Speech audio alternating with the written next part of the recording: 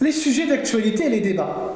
Qu'est-ce qu'on appelle les débats? Ce sont des sujets sur lesquels il y a soit une polémique, soit une discussion, ou en tout cas sur lesquels les avis ne sont jamais tranchés.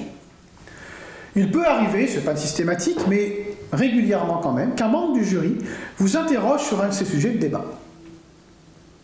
Le meilleur moyen pour y répondre, c'est déjà savoir de quoi on parle. Si vous n'avez pas suivi l'actualité, si vous n'êtes pas informé, vous êtes mal.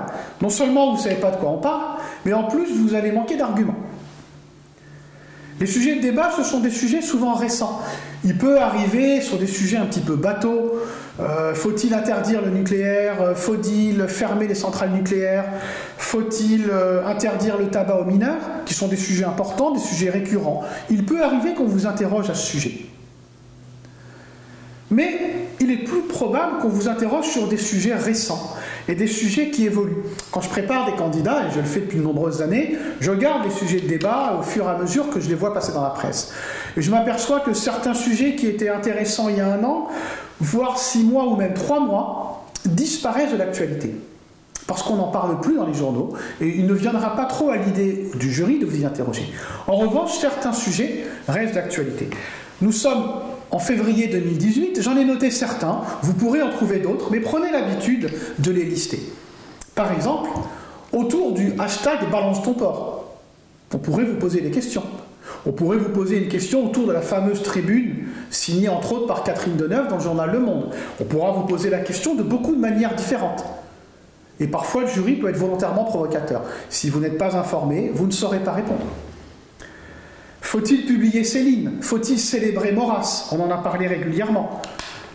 Aujourd'hui même, doit-on déliger... Pardon, excusez-moi, il arrive à tout le monde de bafouiller. Il vous suffit de rattraper en souriant. Aucun jury ne vous en voudra et j'espère que vous ne m'en voudrez pas.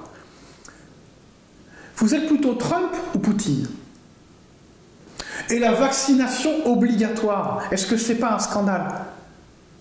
Quand je pose la question comme ça, c'est une provocation. J'aurais pu vous la poser en disant, est-ce que vous trouvez normal que des parents refusent de vacciner leurs enfants? Suivez absolument ces sujets, vous saurez en parler. Et très important, retenez bien une chose, le jury n'a aucune opinion. Les membres du jury ne se connaissent pas entre eux, ils n'ont pas d'avis, ils n'ont pas à en avoir. Donc l'avis que vous allez présenter, car on vous en demande un, vous devez l'argumenter, vous devez le défendre, et évidemment, et je suis grand spécialiste de ça, le jury prendra la position exactement contraire de la vôtre. Vous êtes pour les centrales nucléaires, il sera contre. Vous pensez que oui, on peut légiférer sur les fake news, il vous dira qu'il pense que c'est une agression contre la liberté d'expression. Mais vous ne saurez jamais ce qu'il pense. Le tout, c'est ce que j'indique toujours à mes candidats. Informez-vous, argumentez, écoutez les arguments du jury, mais tenez votre position.